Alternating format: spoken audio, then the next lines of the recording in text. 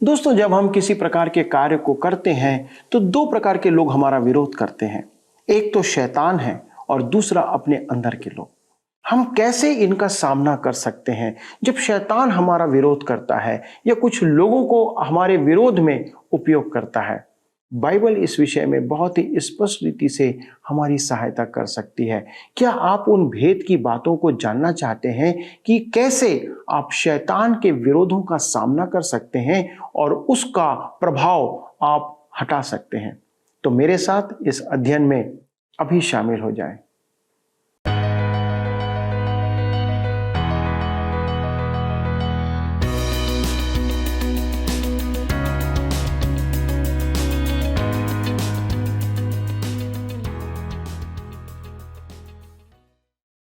प्रियो, आप सबों को प्रेम भरा नमस्कार। इस समय आप ट्रांसवर्ल्ड रेडियो इंडिया की ओर से प्रस्तुत कार्यक्रम सत्य वचन देख रहे हैं। ये पवित्र शास्त्र बाइबल का क्रमबद्ध अध्ययन है।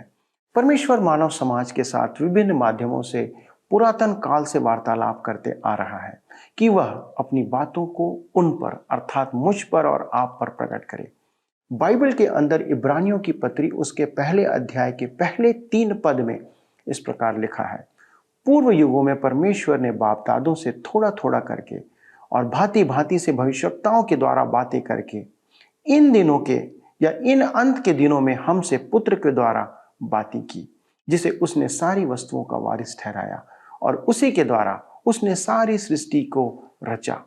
वह उसकी महिमा का प्रकाश और उसके तत्व की छाप है और सब वस्तुओं को अपनी सामर्थ्य के वचन से संभालता है। वह पापों को धोकर ऊंचे स्थानों पर महामहिम के दाहिने हाथ जा बैठा। जो कुछ भी हम वचन में देखते, सीखते, पढ़ते हैं, सब परमेश्वर के अवतरित रूप यीशु के वचन है।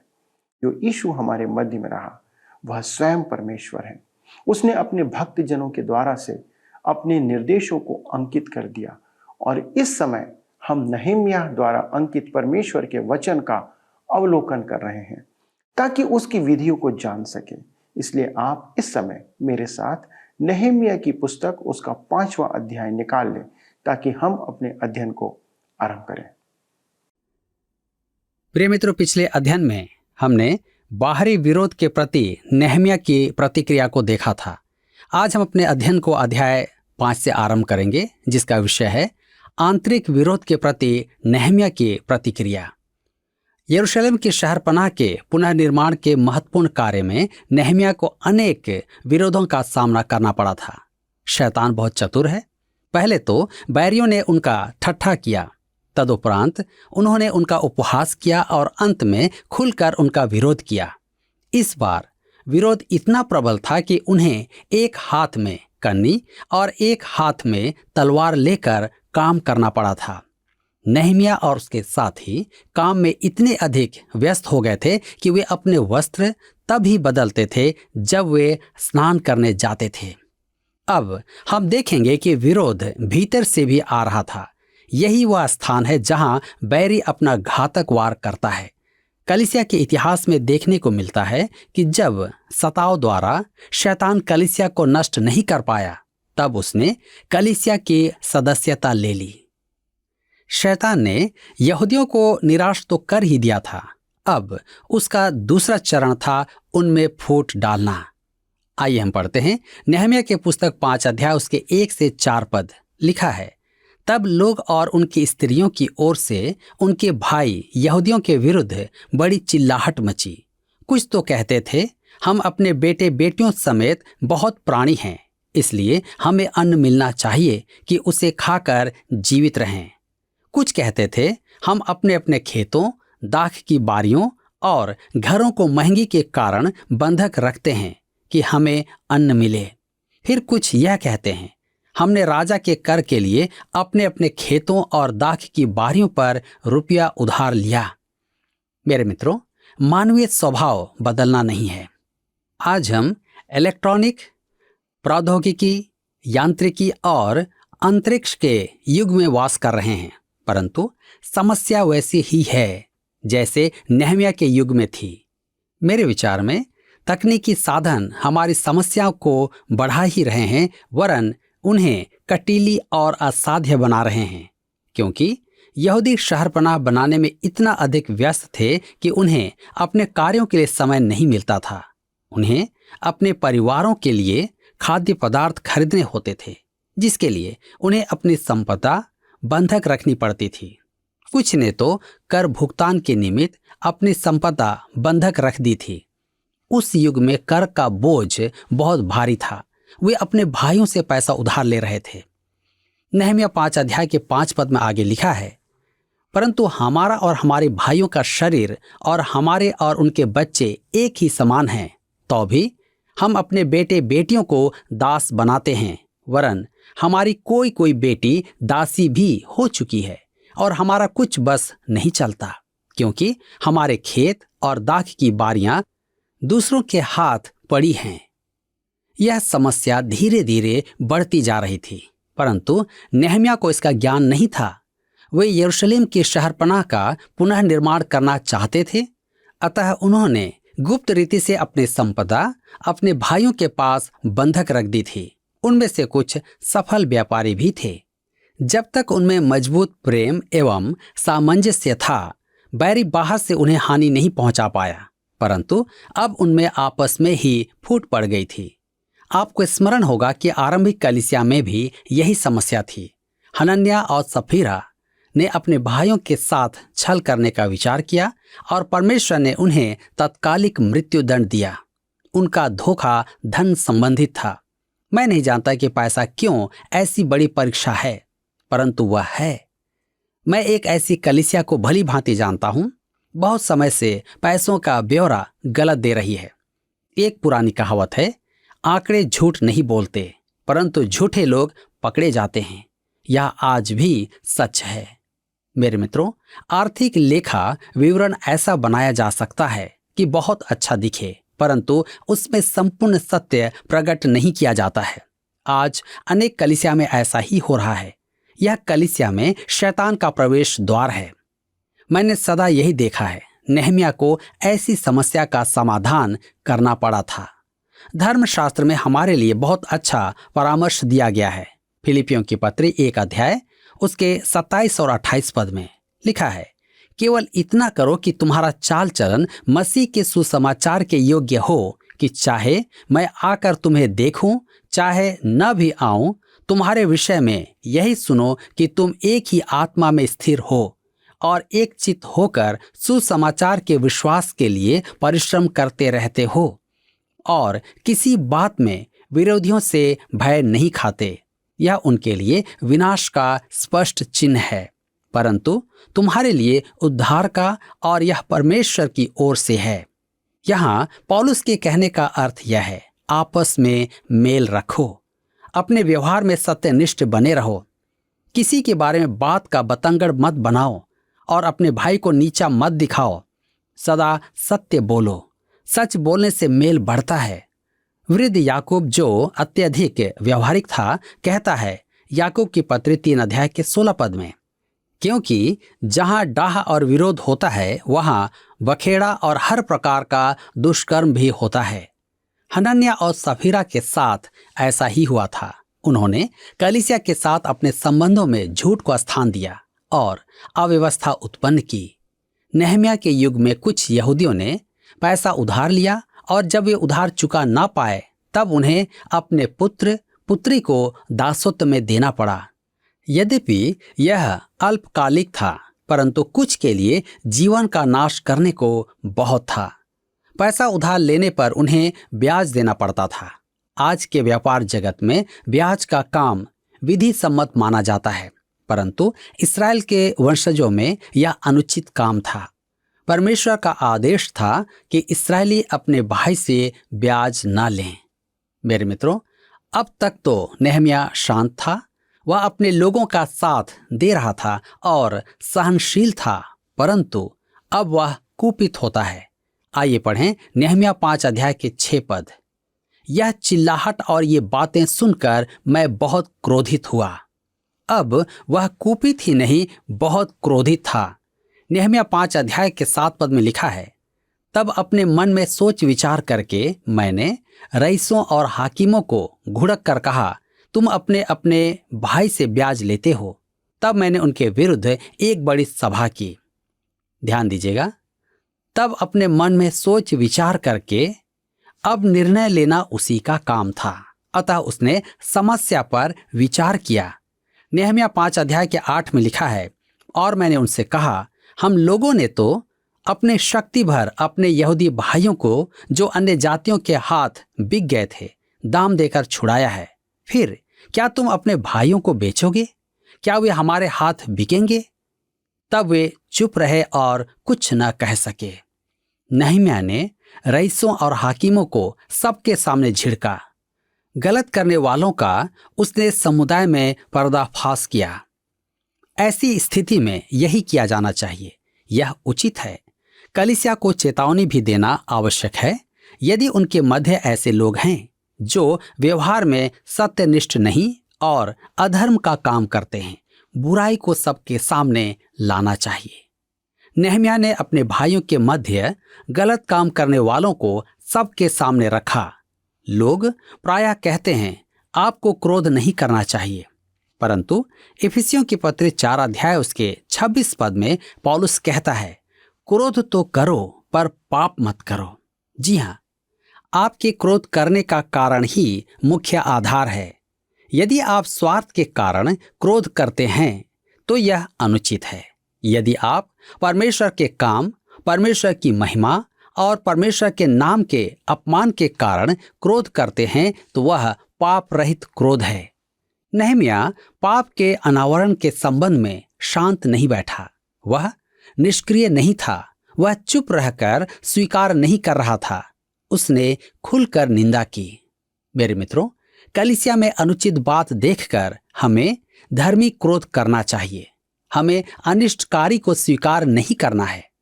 उसकी ओर से आंखें नहीं बंद करना है। कुछ का कहना है, हम अव्यवस्था लाना नहीं चाहते। सच में आप अव्यवस्था लाना नहीं चाहते। मेरे मित्रों, उचित होगा कि आप कुछ करें। शैतान ने आपको वश में कर लिया है। वह आप में विभाजन उत्पन्न कर देगा। हमें आज साहस की आवश्यकता है। हमें पाप बोध की आवश्यकता है। आज कलीसिया संसार में सुनाम नहीं है। संसार उसे अनदेखा कर रहा है। आत्मिक अभियान सब कलीसिया से बाहर है। विश्वासी कलीसिया का खेल बनाए हुए हैं। कलीसिया में नियंत्रण रखने वाला समूह प्रसन्न है, परंतु वे भटकी हुई आत्माओं तक नहीं पहुंच पा रहे हैं। संसार को अब कलीसिया में रुचि नहीं रही। किसी उपदेशक ने मुझसे कहा, मुझे यह सोच सोचकर क्रोध आता है कि आप भटके हुओं तक पहुंचकर उनका स्पर्श नहीं कर पाते, क्योंकि वे आपके आडंबर से, आपकी धार्मिक शब्दावली से और कलीसिया में विद्यमान अनिष्ठा से परिचित हैं। परंतु संसार में ऐसे लोग भी हैं जो सत्य को जानने के लिए लालायित हैं। वे जानना चाहते हैं कि हम जो कहते हैं उसमें क्या हम सत्यनिष्ठ हैं। कुछ भाई ऐसे भी हैं जो कलीसिया की बुराई पर पर्दा डाल देते हैं। उनका तर्क यह है कि वे मधुर एवं सौम्य व्यवहार द्वारा मसीही आचरण प्रकट करना चाहते हैं। यह विश्वासी का व्यवहार नहीं है, एक कायर का व्यवहार है। नहम्याह ने अपने भाइयों के पाप को सब में प्रकट किया और उसके समक्ष मुंह खोलने वाला कोई नहीं था। उसके सामने तो सब चुप थे, परंतु वे समस्या अवश्य खड़ी करेंगे। और जब वह शूशनगढ़ में पहुंच गया तब उन्होंने बहुत समस्याएं खड़ी की। तथापि उसने शहर पनाह के पुनः निर्माण का कार्य पूरा किया और अपने समय एवं अपनी पीढ़ी में परमेश्वर की सेवा की। हम आगे पढ़ते हैं नहम्याह की पुस्तक 5 अध्याय उसके 9 पद में। यहाँ पर लिखा है, फिर मैं कहता गया, जो काम तुम करते हो वह अच्छा नहीं है। क्या तुमको इस कारण हमारे परमेश्वर का भय मानकर चलना ना चाहिए कि हमारे शत्रु जो अन्य जाति हैं वे हमारी नाम धराई ना करें। आज संसार में मसीह निंदित है। क्या वह कलीसिया के आचरण के कारण निंदित है? विश्वासियों के आचरण के कारण, आपके और मेरे आचरण के कारण? यह एक प्रश्न है जो हमें स्वयं से पूछना है। नेहम्याह ने कहा, तुम्हारे आचरण के कारण हमारे बैरी हमारी नाम धराई करते हैं।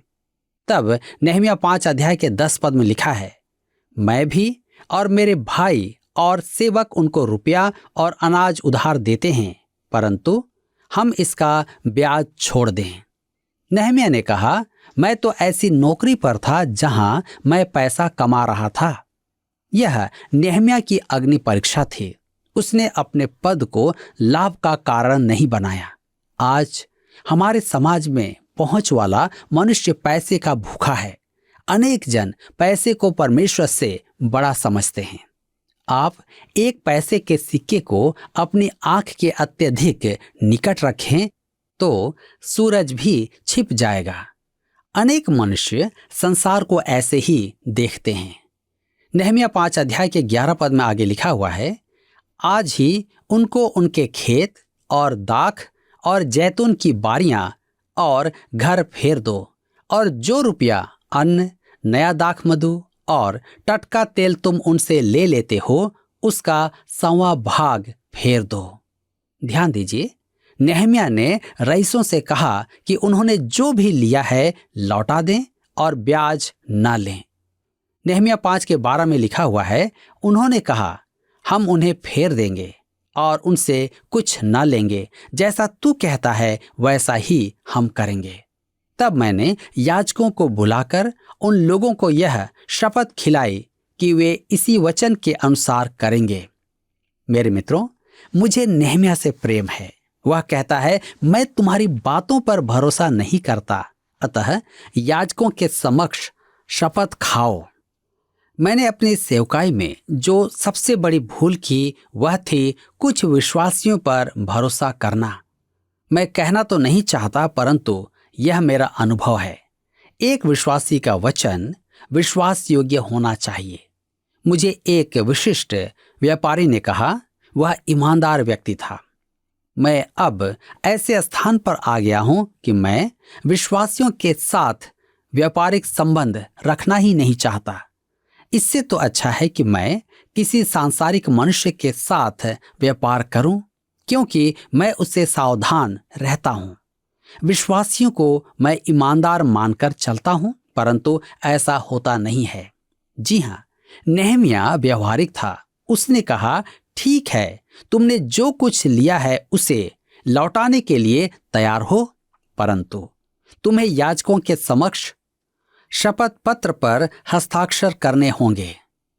तब हम आगे पढ़ते हैं नेहम्याह 5 अध्याय के 13 पद में, फिर मैंने अपने कपड़े की छोर झाड़ कर कहा, इसी रीति से जो कोई इस वचन को पूरा न करे, उसको परमेश्वर झाड़ कर उसका घर और कमाई उससे छुड़ाए, और इसी रीति से वह झाड़ा जाए और छूछा हो जाए। तब सारी सभा ने कहा, आमीन, और यहोवा की स्तुति की। तब लोगों ने इस वचन के अनुसार काम किया। मेरे विचार में नेहम्याह के समान आज मंच पर से ऐसी कठोर बात कह दी जाए तो कलीसिया आमीन कहेगी। एक मछली पूरे तालाब को गंदा कर देती है। बुराई करने वाले को बाहर कर देना ही अच्छा है। नेहम्याह ने ऐसा ही किया। उसने वास्तव में ऐसों को श्राप दिया। कैसा सजीव एवं नाटकीय दृश्य है। नेहम्याह ने अपने कपड़े की छोर झाड़ी। स्मरण रखें कि वह एक सरकारी नौकर था और वर्दी पहनता था। उसने अपना लंबा बागा झाड़ते हुए कहा, यदि तुम अपनी प्रतिज्ञा पूरी नहीं करोगे तो परमेश्वर तुम्हें इसी प्रकार दूर करेगा और मैं भी तुमसे हाथ धो लूंगा। पौलुस ने गलातिया प्रदेश के विश्वासियों को लिखा 5 अध्याय के 12 पद में, भला होता कि जो तुम्हें डांवाडोल करते हैं वे अपना अंग ही काट डालते। पौलुस व्यवस्था पालकों से इतना अधिक दुखी था कि वह चाहता था कि वे बहिष्कृत कर दिए जाएं, क्योंकि वे गलातिया के विश्वासियों के विश्वास को बहुत अधिक हानि पहुंचा रहे थे। यह कठोर शब्द है। अब नेहम्याह का व्यक्तिगत जीवन हमारे सामने है। नेहम्याह की पुस्तक 5 अध्याय के 14 पद में लिखा है, फिर जब से मैं यहूदा देश में उनका अधिपति ठहराया गया, अर्थात राजा अर्धशत्र के 20वें वर्ष से ले उसके 32वें वर्ष तक 12 वर्ष मैं और मेरे भाइयों ने अधिपति के हक का भोजन नहीं खाया। उसे वेतन लेने का अधिकार था, परंतु वह नहीं लेगा। नेहमिया 5:15 में लिखा है, परंतु पिछले अधिपति जो मुझसे पहले थे वे प्रजा पर भार डालते थे और उनसे रोटी और दाख मधु और इसके साथ 40 शेकेल चांदी लेते थे। वरन उनके सेवक भी प्रजा के ऊपर अधिकार जताते थे, परंतु मैं ऐसा नहीं करता था क्योंकि मैं यहोवा का भय मानता था। मेरे मित्रों, नेहमिया के पूर्व के अधिपति वेतन लेते थे, परंतु नेहमिया ने ऐसा नहीं किया। ये पुरुष प्रेम योग्य है। नेहमिया 5 उसके 16 पद में लिखा है, फिर मैं शहरपनाह के काम में लिपटा रहा और हम लोगों ने कुछ भूमि मोल न ली और मेरे सब सेवक काम करने के लिए वहां इकट्ठे रहते थे। नेहमिया ने प्रॉपर्टी का धंधा नहीं किया। जी हाँ, उसने पैसा और अन्न देकर किसी की भूमि बंधक नहीं रखी, न ही उसने किसी से रिश्वत ली। नेहमिया 5:17 में हम पढ़ते हैं, फिर मेरी मेज पर खाने वाले 150 यहूदी और हाकिम, और वे भी थे जो चारों ओर की अन्य जातियों में से हमारे पास आए थे। वह 150 अतिथियों को लगातार भोजन कराता था। वह अप्रवासी यहूदियों की भी सेवा करता था क्योंकि उन्होंने अब तक रहने का स्थान नहीं पाया था। उसने यह सब अपने ही खर्चे पर किया। वह अन्य सब अधिपतियों से भिन्न था। नेहमिया 5 उसके 18 में हम पढ़ते हैं, जो प्रतिदिन के लिए तैयार किया जाता था वह एक बैल, 6 अच्छी अच्छी भेड़ें या बकरियां थी, और मेरे लिए चिड़ियां भी तैयार की जाती थी। 10-10 दिन के बाद भांति भांति का बहुत दाख मधु भी तैयार किया जाता था। तो भी मैंने अधिपति के हक का भोज नहीं लिया क्योंकि काम का भार प्रजा पर भारी था। उसने अधिपति के भोजन भत्ते की मांग नहीं की क्योंकि उसके मन में अपने परिश्रमी भाइयों के लिए स्थान था। नेहमिया 5:19 में आगे लिखा है, हे मेरे परमेश्वर, जो कुछ मैंने इस प्रजा के लिए किया है उसे तू मेरे हित के लिए स्मरण रख। मेरे मित्रों, वह एक विशिष्ट जन था। वह अपने लोगों की चिंता करता था, परंतु वे उसे शीघ्र ही भूल जाएंगे। संसार के अनेक महापुरुषों के साथ ऐसा ही हुआ है। मनुष्य की स्मरण शक्ति बहुत छोटी है। नेहमिया ने परमेश्वर से कहा कि वह उसे स्मरण रखे। उसने कहा, हे मेरे परमेश्वर, जो कुछ मैंने इस प्रजा के लिए किया है उसे तू हित के लिए स्मरण रख। परमेश्वर हमारे पाप स्मरण नहीं करता, परंतु हमारे अच्छे काम कभी नहीं भूलता है। वह उन्हें लिख भी लेता है। कैसी अद्भुत बात है। मेरे मित्रों, क्या आप लोगों की चिंता करते हैं? क्या आपने अच्छे काम किए हैं जिसको स्मरण किया जा सके? आज इस वचन के आधार पर अवश्य ही अपने आप को जांचें। प्रिय मित्रों, हम इस समय इस्राएल जाति के साथ परमेश्वर के बर्ताव को नहम्याह के द्वारा से देख रहे हैं। यह निश्चित निराशाजनक होता है जब शैतान किसी बाहरी दुश्मन को परमेश्वर के लोगों को तंग करने के लिए उपयोग करता है, लेकिन उसका सामना किया जा सकता है। लेकिन यदि शैतान अपने लोगों के बीच में से ही असंगत परिस्थितियां उत्पन्न कर देता है तो उसका सामना करना अति कठिन हो जाता है। दोस्तों, आज कलीसिया ऐसे ही दौर से गुजर रही है जहां अपने भाई बहन ही अपनों के विरुद्ध खड़े हो गए हैं। कलीसिया सुसमाचार का प्रतिफल है और उसका मूल उद्देश्य या कार्य सुसमाचार को आगे ले जाना है। लेकिन जैसे हमने नहम्याह के समय में पैसों की कमी के कारण कार्य की प्रगति में रुकावट देखा, आज कलीसिया भी सुसमाचार के कार्य को छोड़कर आपस की समस्याओं में उलझी हुई है। उसी रीति से परिवार की परिस्थितियां भी हैं। परमेश्वर के वचन के अनुपालन की कमी के कारण समस्याएं आज परिवारों में बढ़ रही हैं। दोस्तों, हमें दोनों ही जगह नहम्याह के समान प्रार्थना पूर्वक विशेष कदम उठाने की आवश्यकता है। आइए प्रार्थना करें कि परमेश्वर हमारी अंदरूनी समस्याओं, लड़ाइयों को हल करने में हमारी सहायता करे, ताकि हमारी जो ऊर्जा है जो हमारी आत्मिक ऊर्जा है वो इन बातों में व्यर्थ ना जाए, परंतु परमेश्वर के सकारात्मक कार्यों में उपयोग होने पाए। आइए प्रार्थना करें। स्वर्गीय पिता, हम आपको धन्यवाद देते हैं कि आपका वचन हर एक समय, हर एक परिस्थिति के लिए प्रभु हमारी अगुवाई करता है। पिता, आज उस समय के अनुसार हम देखते हैं प्रभु कि जैसे इस्राएलियों का विरोध उनके ही भाई बंद कर रहे थे, प्रभु आज कलीसिया का विरोध कलीसिया के लोग ही कर रहे हैं। प्रभु, कलीसिया के अंदर ऐसी लड़ाई और झगड़े हैं, कोर्ट केसेस हैं, जिसके कारण से कलीसिया का काम बाधित हो रहा है। और आपके अगुवे प्रभु अपना समय उस कार्य के लिए नहीं दे सकते जो वचन को प्रचार करने, सुसमाचार को फैलाने के लिए उपयोग में लाया जा सकता है। प्रभु, हमारी अत्यधिक ऊर्जा इन बातों को संभालने में खर्च हो रही है।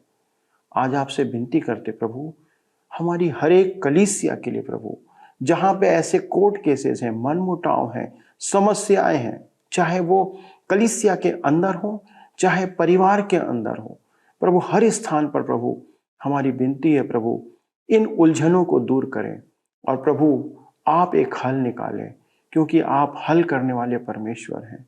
लोगों के बीच में समन्वय को पैदा करने वाले परमेश्वर हैं। असंतुष्टों को संतुष्ट करने की सामर्थ्य रखते हैं। प्रभु, हम आपके हाथों में सब बातों को छोड़ते हैं। विशेष तौर पर हमारे प्रिय दर्शकों के परिवारों के लिए प्रार्थना करते, उनकी कलीसियाओं के लिए, कि वहां भी प्रभु आप ऐसे कार्य करें जिसके द्वारा से प्रभु आपका नाम महिमा पाए। प्रभु यीशु क्रिस्ट के नाम से विनती मांगते हैं, क्योंकि आप ही इस काम को कर सकते हैं। यीशु के नाम में आमीन। मित्रों, आपने देखा कि हमारी जिम्मेदारी यहाँ पर क्या है। कई बार हमारी ऊर्जा इसी तरीके से व्यर्थ होती चली जाती है। क्या आप चाहते हैं कि आपके परिवार के लिए या कलीसिया के लिए ऐसे विषयों के ऊपर हम प्रार्थना करते रहें? तो जी हाँ, आप हमसे संपर्क करें। फ़ोन, SMS या पत्र का उपयोग करें। और यदि आज के अध्ययन से आपने आशीषें प्राप्त की हैं तो कृपया फ़ोन उठाकर एक मिस कॉल हमें करें। प्रभु आपको अनेक आशीषों से परिपूर्ण करें और अपनी महिमा के लिए आपको उपयोग करें। पिछले अध्ययन के प्रश्न का उत्तर है डी, निराशा। परमेश्वर के लोगों के विरुद्ध शैतान का सबसे सफल हथियार निराशा उत्पन्न करना है। आज का प्रश्न है, नेहेमिया ने इस्राएलियों को शपथ दिलाने के बाद क्या किया? ए, प्रार्थना किया, बी, संदेश दिया, सी, अपने वस्त्र की छोर झाड़ा, डी, बलिदान किया। मित्रों, इस प्रश्न का उत्तर हमें कल सुबह 6 बजे से पहले विकल्प A, B, C या D के साथ अपना नाम, पता, स्थान के साथ 9651433397 पर SMS या WhatsApp करें। सभी विजेताओं को विशेष पुरस्कार प्रदान किए जाएंगे। धन्यवाद। क्या आपको यह कार्यक्रम पसंद आया? अभी हमें एक मिस कॉल करें और आप अगले विजेता हो सकते हैं।